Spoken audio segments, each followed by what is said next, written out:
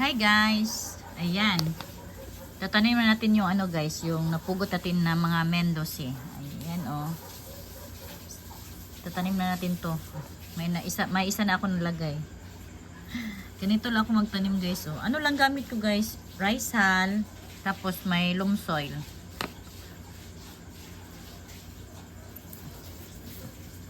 Ganyan na lang yung paglagay ko dito guys. Kasi ano, ayoko na siyang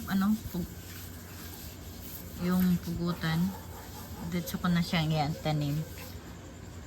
Ano lang, tanggalin lang natin yung ibang leaves. Pero yung mga leaves na tinanggal natin, pwede pa yan ipropa.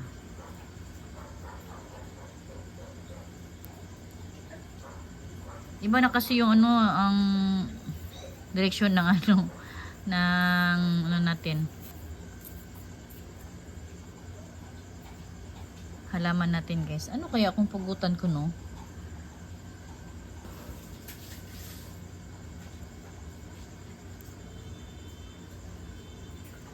Tusok-tusok lang.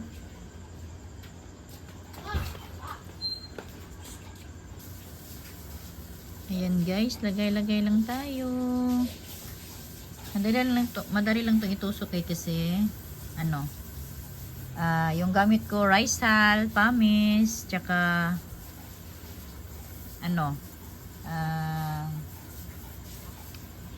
loam soil.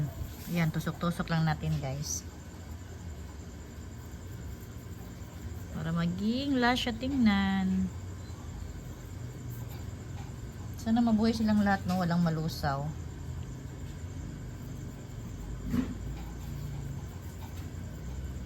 First time kong magpugot-pugot sa mendosi guys. Sana mabuhay to. Walang malusaw.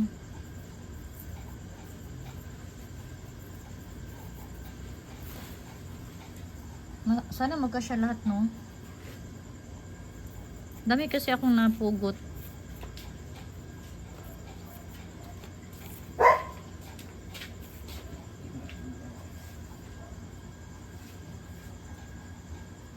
Yung iba may mga new roots na.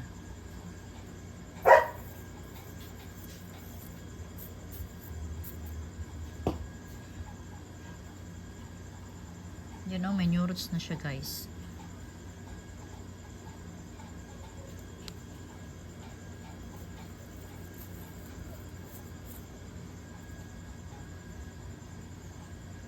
Sana mabuhay to.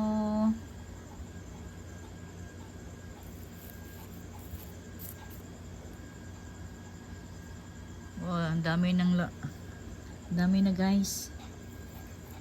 Parang magkasya lahat.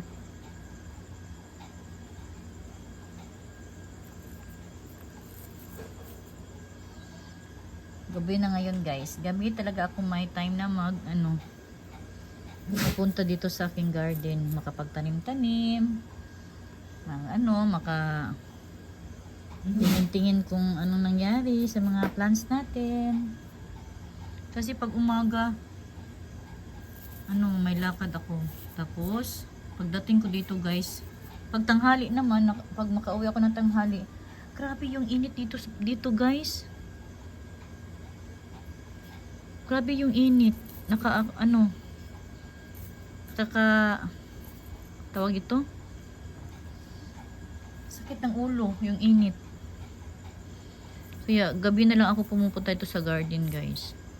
Mga 5, ayan, okay na. Mga 5 PM. Dito sa garden, okay na guys.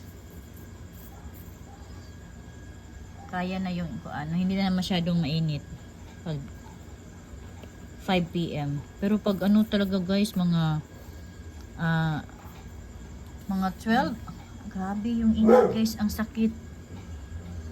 Sakit-sakit ng init guys. Kaya ayan, gabi na lang ako dito sa garden. Yun guys, malapit nang mapuno.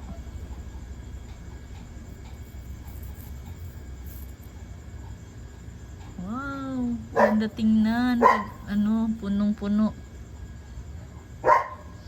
Ano ba to talaga yung namin? aso namin pag pag dito na ako sa garden guys, no, ang ingay. Ingay talaga ng aso namin pag dito na ako sa garden. Kainis. Ikot muna natin guys ha.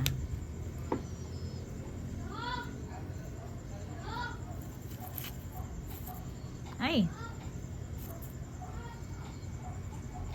Parang hindi magkasya. Dito na lang yung ibang maliliit. Dami pa guys. Hindi magkasya sa iisang pot.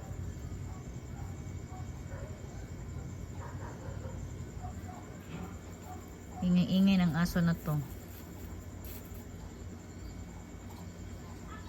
Siksik-siksik lang para magkasya lahat. Yan. Dito ko muna ilalagay ito guys ano. Sa hindi siya mabasa ng ulan pag umuulan. Dito muna. Baka kasi baka malusaw pag nilagay ko kaagad sa labas.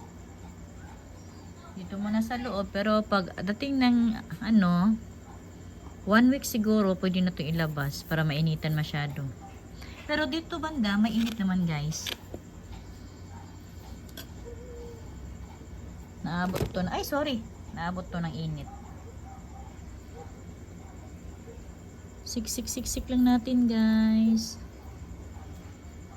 Ano kasi pag nilagay ko sa ibang pot, maghanap na naman ako ng ibang pot. Kaunti na lang, ilang piraso na lang kasi ito. Kaya isiksik na lang natin dito. Para punong-puno talaga.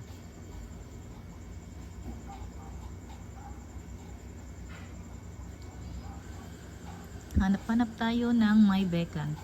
Ayan.